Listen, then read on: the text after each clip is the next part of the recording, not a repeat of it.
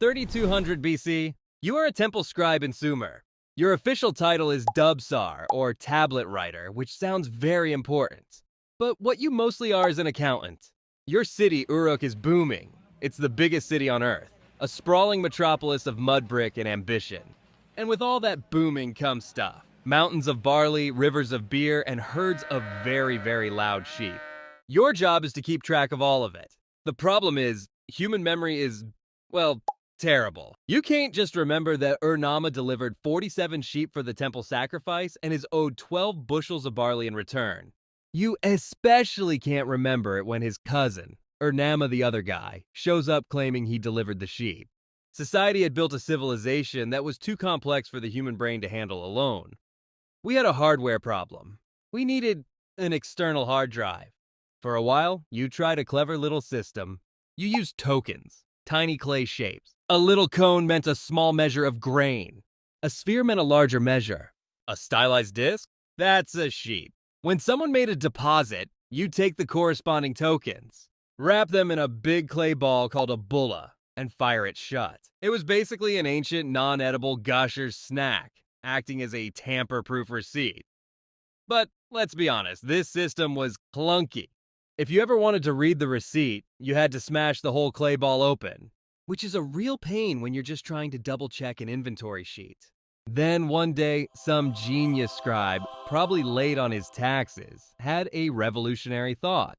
What if instead of putting the tokens inside the clay, we just pressed the tokens onto the outside of a flat piece of clay before it dried? And just like that, the world changed. In fact, you quickly realize you don't even need the tokens anymore. You can just use a cut-reed stylus to press the shape of the token into the wet clay. A wedge shape for barley. A circle for sheep. This isn't a picture of a sheep. It's a symbol for a sheep. This is abstraction. This, our friends, is proto-cuneiform.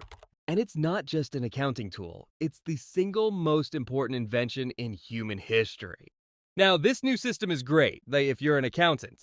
You can write 3 sheep temple all day long. But what if you want to write something more complicated? What if you want to write the 3 sheep belong to the temple? Or Ur-Nama is a massive cheat and still owes us 3 sheep. You can't draw a picture of O. You can't make a token for belong. This is where things get really clever. Enter the rebus principle. It's the aha moment that turns accounting into literature. The idea is simple. You start using the sound of a symbol rather than just its meaning. Think of it this way. How would you write the word belief using only pictures? You could try drawing a picture of someone thinking holy thoughts, or you could just draw a bee and a leaf. It's a glorious, terrible pun, and it's the key to everything. So you Sumerian scribes start doing exactly that.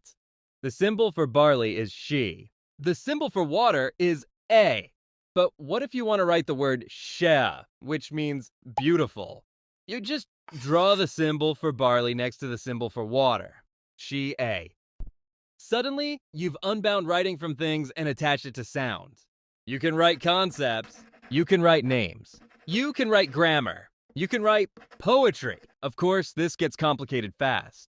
Your script, now a series of wedge-shaped marks we call cuneiform, becomes a massive puzzle of logograms, symbols for words, and phonograms, symbols for sounds. It's messy, it's complex, and it takes years to master. This creates something new, the scribe. A professional class of people who hold the keys to civilization. They aren't just accountants anymore. They are the priests, the administrators, and the historians. And because it's so hard to learn, it also becomes a powerful tool of control. Knowledge is power, and for the first time, knowledge can be stored and hoarded. Kings can send secret messages to their generals. Priests can declare their god's laws are written down and therefore eternal, not just something old Nabu mumbled last week. This is the birth of the written word, and it carries an authority that spoken words never could. Meanwhile, about 500 miles to the southwest, a different civilization is having a very similar storage problem. You are now standing on the banks of the Nile. Egypt, unlike the warring city-states of Mesopotamia, has just become the world's first unified nation-state. And when you have one king, a god king no less, ruling a massive single territory, you don't just need accounting. You need propaganda. You need monuments. The Egyptians looked at Sumerian cuneiform and apparently thought, that is cute, very practical, but not nearly pretty enough for a god king. So they developed their own system. We call it hieroglyphs, or sacred carvings. And boy, were they carvings. These weren't just abstract wedges. This was a full-blown art show. Beautifully rendered birds, snakes, human figures, and tools, carved into stone with painstaking detail. At first glance, it looks just like a picture book. An owl means owl. A leg means leg. But if it were just pictures, it would be as limited as the old Sumerian tokens. The real magic happened when the Egyptians, just like the Sumerians, embraced the rebus. The symbol for mouth is R. So very quickly, that elegant little mouth symbol becomes the sound R. The symbol for a ripple of water is N, so it becomes the sound N. Now you can write the name of your pharaoh. You can write prayers to the gods. You can write magical spells to protect the dead in the afterlife. And this is the key difference. From day one, hieroglyphs were tied to magic and the sacred. Cuneiform was invented by accountants to track beer. Hieroglyphs were invented by priests to ensure their king lived forever. That gives the whole system a very different vibe. But carving your grocery list into a 3-ton granite obelisk isn't exactly practical. For day-to-day work, the Egyptians invented something revolutionary: paper. Well, papyrus. By slicing the reeds from the Nile Delta, soaking them, and pressing them into sheets, Egyptian scribes created a writing surface that was light, portable, and relatively cheap, while Sumerian scribes were lugging around clay tablets that weighed as much as a bowling ball. Egyptian scribes were rolling up scrolls. It was the invention of the notebook, and it was a massive technological leap. With a portable writing surface, the Egyptian system split. The beautiful complex hieroglyphs, those became the font for monuments and tombs. They were meant to be impressive, sacred, and eternal. But for writing a field report, a medical text, or a grumpy letter to your neighbor, scribes developed a fast, flowing, cursive-like script called hieratic. This was the day-to-day workhorse, written in ink on papyrus. It was the difference between Times New Roman carved in marble and your own messy, hurried handwriting. Back in Mesopotamia, learning your craft was an ordeal. You'd go to the Adaba, the tablet house, which was part university, part boot camp. From sunrise to sunset, you'd sit in a courtyard, practicing. You weren't learning a simple 26-letter alphabet. You were memorizing hundreds of cuneiform signs, their multiple meanings, and their different sound values. Get it wrong? You'd get a lot of constructive feedback from the man in charge of the whip. It was brutal, but the incentive was clear. We have actual Sumerian homework tablets that say, "The fate of the scribe is to lead."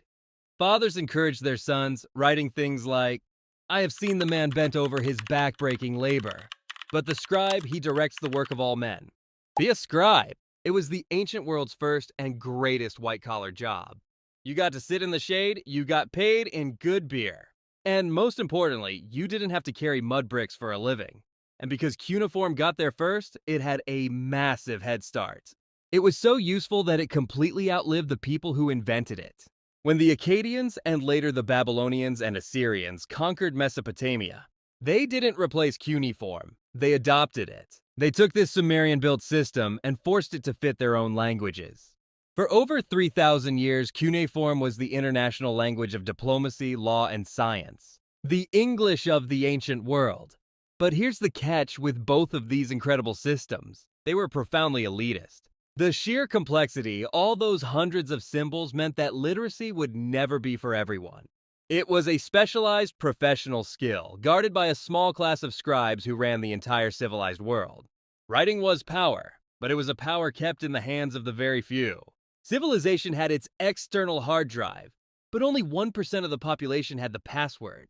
For thousands of years, this was the status quo. Writing was a tool for empires and gods, wielded by a tiny few. But all that glorious, complex, gate-kept information was flowing through the ancient world, and that world was connected. On the desert fringes of the great Egyptian empire, in the turquoise mines of the Sinai Peninsula, something new was brewing.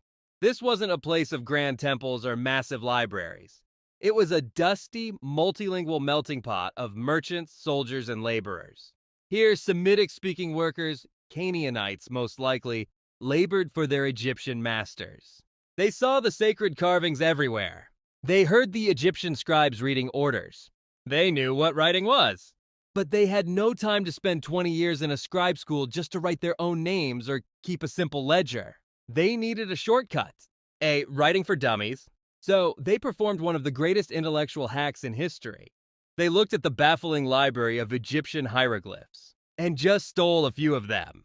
But they threw away all the complex rules. They didn't care that the symbol for an ox could also mean the concept of strength or be part of 12 other words. They just said, the word for ox in our language is aleph. So let's just use this little ox head symbol for the sound A. That's it. One symbol, one sound. They did it again. The Egyptian symbol for house or courtyard was a little square. In their language, house was bait. So that symbol became the sound B. The ripple of water, mayim, became M. The snake, nahash, became N. They weren't priests or kings. They were probably miners and foremen. And in those dusty mines, they invented the aleph-bet, the alphabet. This was the revolution. This was the democratization of the written word. This new system, which we call Proto-Sinaitic, had only about 22 signs. You could learn it in a week. It was a system built not for divine mystery, but for human utility. It was so simple, so efficient, that it spread like wildfire. It was carried by Phoenician merchants, the great sailors of the ancient world, who took it to Greece. The Greeks added vowels, and the Romans adapted it into the Latin script, the very one you're reading right now. All of it traces back to that accountant's problem in Uruk, and that miner's shortcut in the Sinai. Writing wasn't just invented, it was refined, hacked, and set free. This scrappy, brilliant hack of an alphabet was a game changer. It wasn't pretty, and it wasn't sacred, but it was fast. And it got picked up by the greatest entrepreneurs of the ancient world, the Phoenicians. You're a Phoenician merchant now, sailing from Tyre. You don't have time for 700 cuneiform signs or 1,000 hieroglyphs. You need to write 10 amphorae of wine, 5 ingots of copper now. And you need the guy in Cyprus to be able to read it without a 20-year education. This new alphabet, with its 22 simple signs, was perfect for the speed of business. The Phoenicians, in their speedy purple-sailed ships, took their alphabet everywhere. It was a purely consonantal system, an abjad. You just filled in the vowels in your head. It was lean, mean, and incredibly adaptable. And around 800 BC, it landed in Greece. The Greeks, however, had a different kind of language, one full of vowels. They looked at a few Phoenician consonant signs for sounds they didn't have, like aleph, and had another aha moment. We don't need this guttural A sound. Let's just make this alpha. The sound, ah, and boom. The first true alphabet. One symbol for one sound, vowels and consonants together. This was the final step. The barrier to entry for literacy plummeted. Suddenly, you didn't need to be a lifelong professional scribe to read and write. A merchant, a soldier, a philosopher, even a potter could scrawl their name on their work. This is the moment that makes Greek philosophy, tragic drama, and participatory democracy possible. You can't have a widespread republic of ideas if almost no one can read them. From there, it's a relay race of history.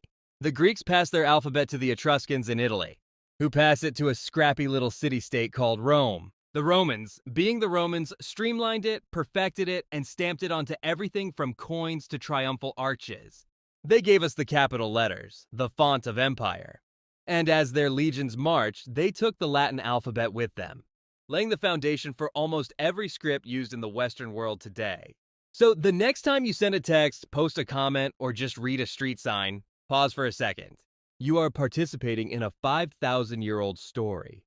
It began with an anxious Sumerian accountant trying to remember some sheep. It was carved in stone by god kings, simplified by miners, spread by merchants, and perfected by philosophers. Writing isn't just a thing, it's an idea. It's our greatest invention.